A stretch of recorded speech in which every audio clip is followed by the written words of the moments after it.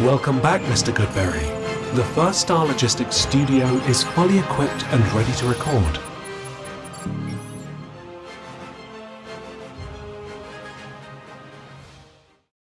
Welcome back to Bengals On The Brain, presented by First Star Logistics. I'm your host, Joe Goodberry, and the Bengals haven't made another move. I waited on the Boye Mafe video for Friday. I'm glad I did, because on Monday's video, we did Bryan Cook. So if you're interested in what Bryan Cook brings, and hint, much better tackler than Geno Stone, that right there gives him a huge upgrade, but he's a much better player. But we did a lot of his tackling, hitting, coverage, run defense in that film review. Make sure you go back and check that out for Tuesday's video. I recorded it Monday after he was signed.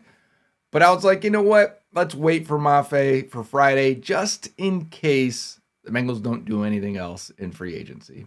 And well, at the time of recording this, they haven't done anything else in free agency. I've heard they were interested in a bunch of players. Doesn't mean anything if you don't land the deal and sign them. Last I heard is they were potentially looking at a defensive tackle, a veteran that has been cut. So I don't want to say anything.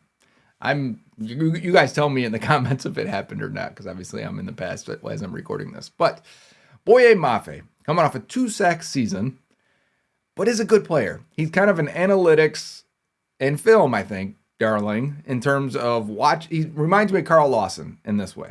Carl Lawson, we knew how good he was, right? Lawson, but besides the injuries, accumulated pressures at an extremely high rate, was a pain in the butt for offensive tackles in a lot of ways because his hands and his strength, and his explosiveness off the edge. Those three combos, if you have those three and you don't have everything else, you can still be a hard player to block.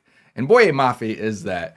And he's been a consistent pass rush win rate, high 75th percentile in the top 25 players at defensive end for the last 3 years.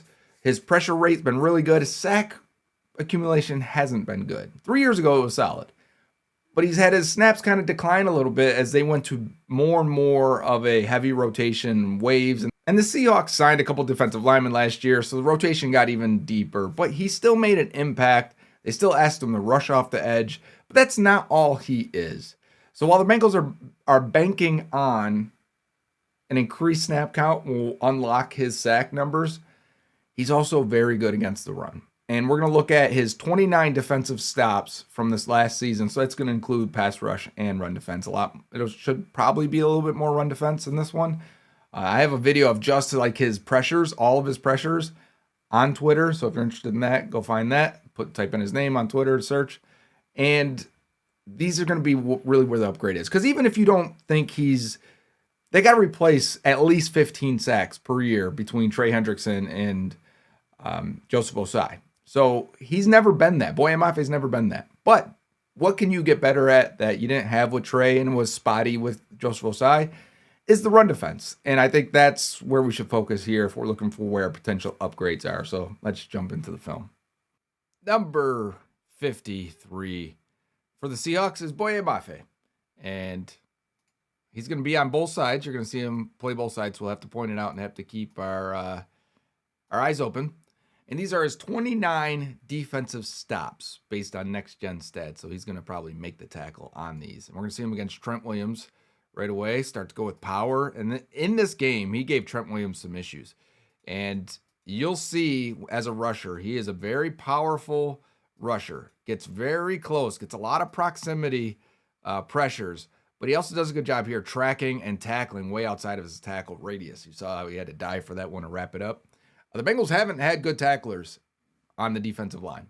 He may be their best tackler on the D-line. Now he's isolated all the way over here. If you remember the film reviews from in the season, I said they should do this more with Trey. I love when teams do this because it kind of forces your O-line to slide. You see him going all that way. It's a run play anyway, so he's the unblocked guy with a tight end coming across. Got to take on this tight end, make him pay for that, and then help make the tackle. Still a 9-yard gain because they took advantage of that huge gap between the defensive linemen. They must have expected a pass there, but gives you an idea of what he's doing there. This time, Boye Mafe is inside. So that's fun. Moving around a little bit. He does look like he's the size of like a big linebacker. So the Bengals do their 3-4 stuff. He's probably going to be out on the edge, right? going against Isaac Suamalo, I think it is. One step inside, go to the out, throw him down. Now he's on the center and sees we got a screen here to the tight end. He's going to track from the backside and help make a tackle. So good effort, good hustle. You can see his movement skills though, right? How he bursts off the line, how strong he is. He's laterally explosive, but poor balance. He's on the left side this time against Jonah Williams. And when I say poor balance, you'll see it when he's running the arc. You probably won't see it in these videos today because normally those are when he misses. All right, so he's kicking in just a little bit, ready to defend this run. Head up with Jonah, gets knocked inside, stays flowing with the run, and helps make this a tackle for a minimal gain. So again, we're seeing him against the run on a couple of these. Stay with the play, do his job. He's on the right side here against Jonah again. Jonah, who's still a free agent. He got injured again last year, so he may be out there for a little bit. They're leaving him unblocked. You see how quickly he flies in there. First, he takes a step to the outside because the tight end comes over, and then he's jumping inside at the snap. Sam Hubbard used to do this all the time. He used to anticipate the run and could tell the run based on the formation, splits, cadence, everything. Whatever tells you would have, Hubbard was in on it. And then he has to stop and pause here, make sure the quarterback doesn't keep it, because if he does, he's got to be to the outside. If the running back does get it, Mafe's got to close in and fill that, and he does. 1 yard gain. That's a good defensive stop there. Okay, left side here. He's got a tight end on his side. Quarterback's in shotgun, running back to the opposite side. Oh, Baker's stopping him, huh? Now you keep going. All right. We had a fake screen go one way. Going to come back and do the other screen. Mafe's getting off his block here. He's got another guy to contend with, and he's got to keep flowing with the play. Good heady awareness there. The entire Seahawks team is around this point at the 30% of the season where we're like, oh, they are playing at a extremely intelligent and high intensity level, and that is definitely something you could say about Boye Mafe.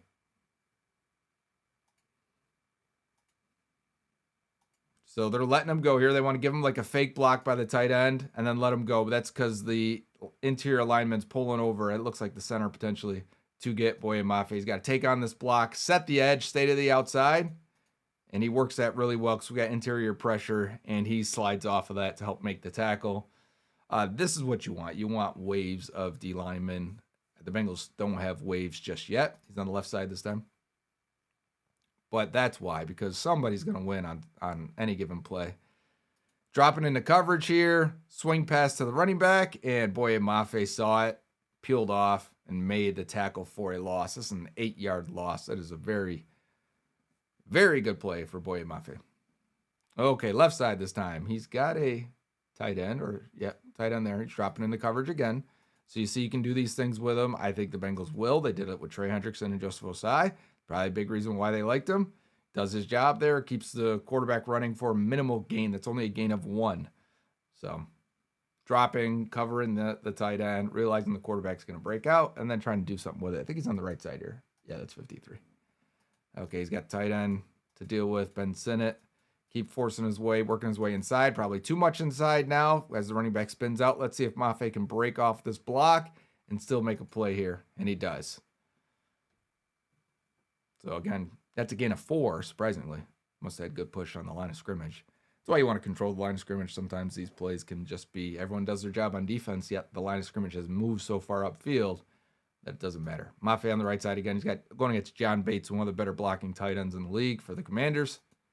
And he's locking him out, eyes inside to see where the run is going. And now he's going to slip it because he sees for sure that the run is going this way. And when he's sure of it, using good length to keep Bates away, using his vision to see and be clear. Because what if the quarterback would have kept it, right? You can't just guess inside and just go inside immediately. So you have to hold it up for a second. Then once you're sure of it, release and disengage. Can you get off of him, stay on your feet despite the traffic there, and help make a tackle? And he does. This is a gain of 2 yards.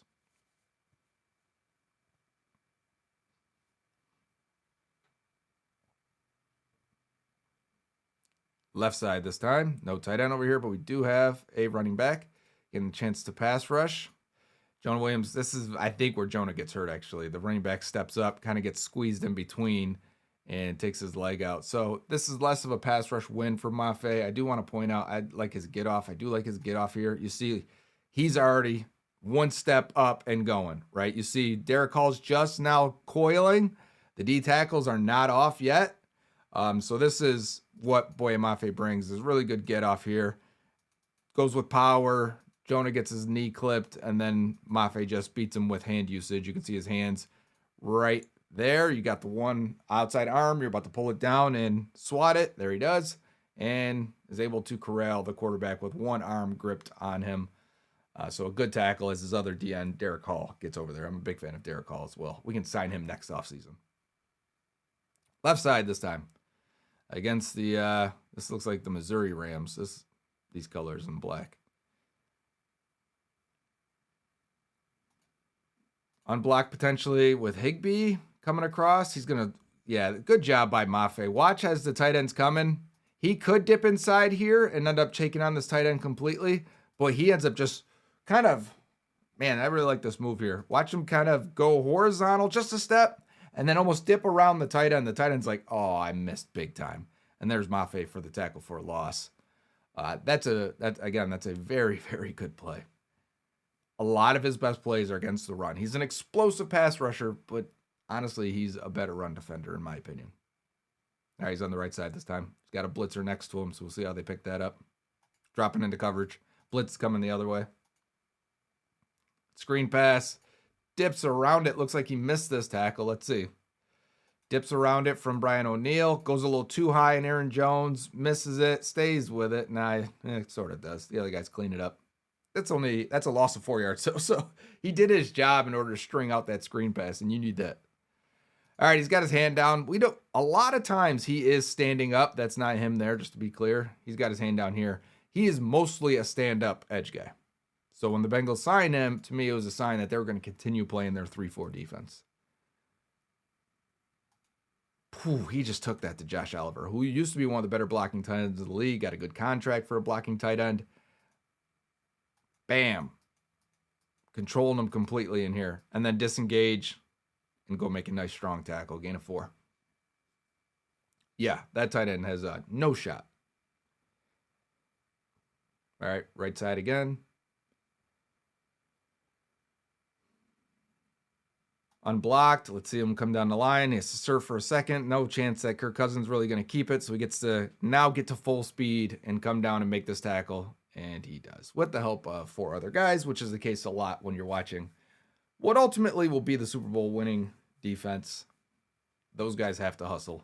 It's a requirement. Okay, right side, tight end in front of him. How's he deal with that? It looks like we've got a wide zone type pistol run. He's got to set the edge and stay to the outside, which he does there, force the cutback. Once he sees the cutbacks happening, try and disengage, knock away this inside hand, turn in and help make the tackle, and he does. Gain of 2 yards.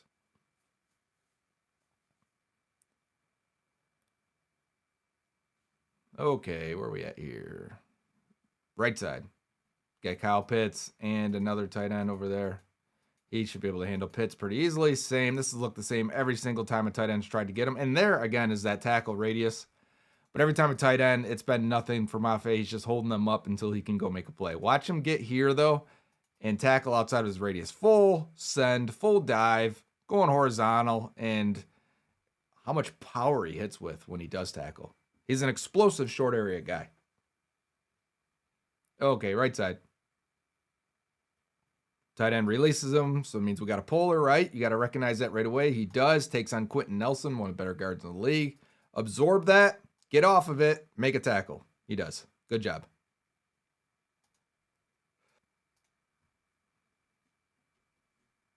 So we've seen some pretty good run defending plays, taking on pulling linemen, taking on tight ends. Here he is here, right side. Unblocked again. He's going to take on a pulling lineman.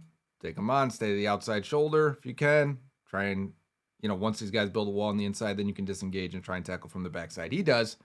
Gain of 1. This is valuable. I would try to build a good run defense team right now because I don't think you can build a pass rush complete team with the options available, especially if you're going to rely on some more rookies. So get really good against the run and get explosive and send waves is probably the best option. Left side, unblocked again. We got a pulling tight end this time. Take him on. Bam. Yes. Watch how he stays on his feet.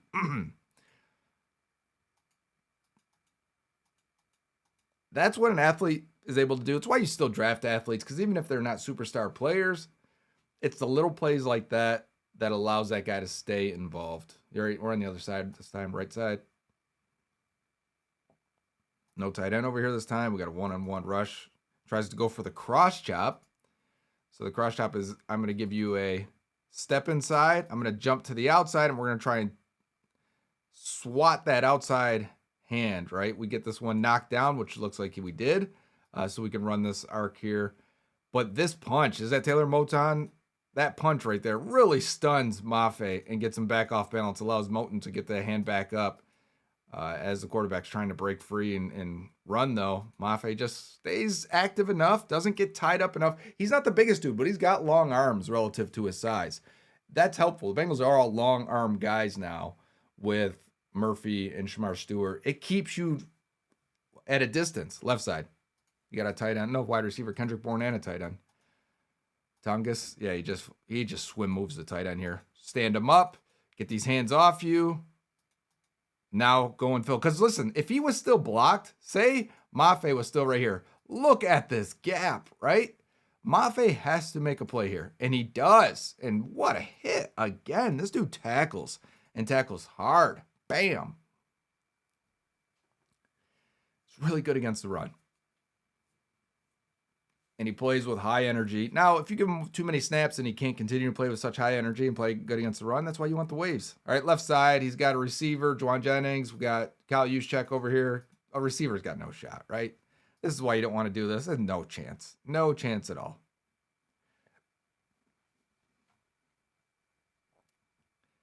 But, the Shanahan receivers got to be able to block because they're going to use them that way.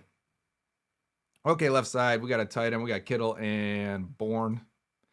Kittle's one of the better blocking tight ends in the league. One of the best. It's one of the reasons why he's so good is his ability to block. But can he block Boye Mafe?